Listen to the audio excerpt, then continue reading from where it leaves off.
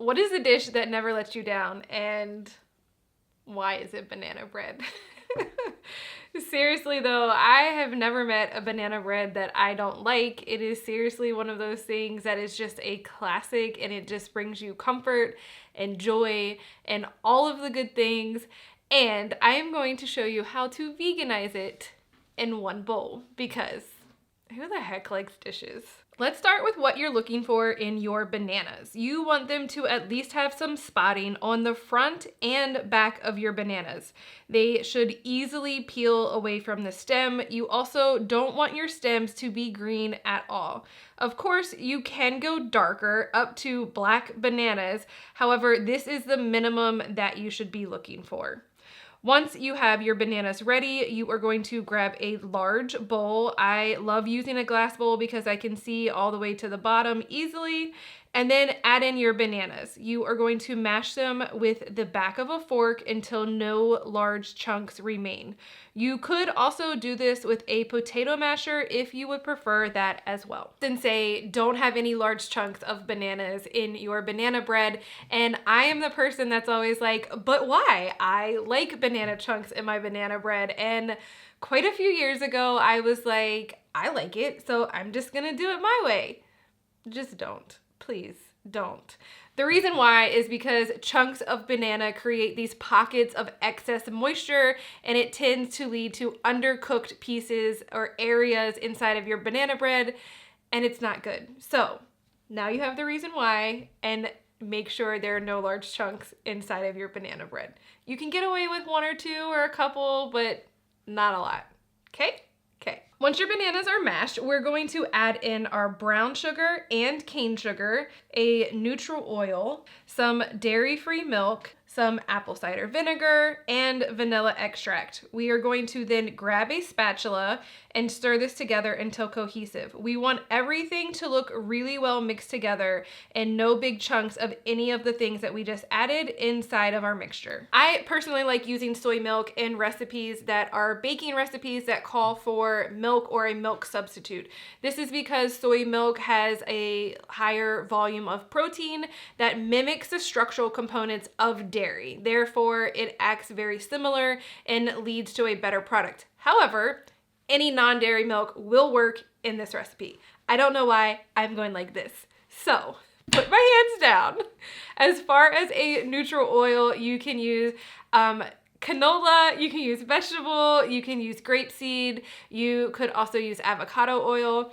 You can also use applesauce if you want to make this oil free. However, I think it's important to note that using applesauce in place of oil, I swear I can talk, in place of oil gives you a more dense result at the end. So just keep that in mind. You'll still have a great recipe, but it will be a little more dense than if you use that oil in the beginning. Also, you could use vegan butter. Okay. Now you want to grab a sieve and add in your flour. I'm also adding in my baking powder, baking soda, salt, cinnamon, and nutmeg to this as well. Then I'm going to tap on my sieve until I've only gotten coarse particles left. So all of the finer stuff has gone through. I only have these coarse little bits left. And this is a reason that we're using a sieve and we don't want to skip this step. So now grab your spatula again, and you are going to stir the dry mixture into the wet mixture until you have no flour remaining. Again, this is why I like using a glass bowl, because I can see straight to the bottom if I pick my bowl up and make sure there's nothing down there. Now, my favorite part of switching up banana bread to not get tired of it is the add-ins. Here I'm adding in some chopped walnuts and stir just until combined, but you could do chocolate chips, chopped dates, maybe some lemon zest, swirl in some vegan Nutella or cream cheese, add in some shredded carrots. Again, so many options, and y'all know I love a versatile recipe. All right, so let's stop right here and talk about some tips. So my biggest tip is that when I am adding in something, so I want to make sure like I'm putting in my chocolate chips or walnuts or something like that, I like to stop a little bit before all my dry ingredients are mixed in, add my add-ins, and then make sure. Quick breads can easily get overmixed, and it's really important that you don't do that because it leads to a dense bread. And so adding them a little bit before you have your flour all the way mixed in will help that process. Also, if you're doing something heavier like a dried apricot, or dried pineapple, if you mix that with a little bit of flour beforehand, it will help those heavier things from sinking. So just doing that a little bit will help them stay level throughout your recipe and not sink, which we hear a lot of times with those heavier add-ins like that. Also, you really want to keep your add-ins to 3/4 to 1 cup. And that helps to make sure that your bread bakes properly and there's not like a lot of extra things that are preventing it from cooking all the way through. And my favorite tip is to make sure, like, whatever you're adding, once you pour your batter in, which I don't show in this video, but once you add all of your batter into your pan, sprinkle a little bit more on top. It just helps it bake up nice and even, and you can see those add-ins on the top of your loaf as well. And I just think it makes it look prettier, especially if you're having guests over. Now, once you have your batter ready, you are going to grab your bread loaf pan. I'm using a 9x5-inch loaf pan here.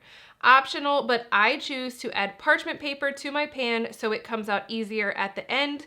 And I use these binder clips to hold the paper down while I pour my batter. Make sure you take them off before you put in the oven. If you're not using parchment paper, you want to grease the pan liberally or use a silicone baking pan. Now look at me so you're paying attention. Honestly, I'm speaking to my daughter when she decides to watch this video, but you can also listen. Do not spread with your spatula the top of your loaf. Pour it in to the baking dish and leave it alone. Do not be tempted to then go spread it into a nice little even layer. Don't do it. Okay, but why? Just like earlier in the video when I was learning how to cook, I always wanted to know why, and I know other people do as well, and it is the #1 question I get from either of my daughters when I am teaching them how to make a recipe. But why, Mom? Why do I not do this? So, when you take your spatula after pouring the batter and spread it nice and thin, nice and even, yes, it looks pretty prior to baking it. However, what actually happens when you put it into the oven is that when you push it down and spread it nice and even, you are releasing the air bubbles that you actually want in there. When that happens, you get a denser bread. We don't want a dense quick bread. We want a nice, fluffy, soft crumb throughout our quick bread, not a dense one. Also, what can happen when you do that is you collapse your bread. So if you have ever taken a quick bread out, let it cool a little bit, come back to it, and the middle is sunken in, that can happen from that as well. Can also happen from over mixing, so keep both of those things in mind. Okay, so after you do not spread it down or flatten it, you are going to place your pan into the oven and cook it until it's a deep brown color that comes out clean when you put a toothpick into the center. Then you are going to let it cool to touch in the pan after taking it out.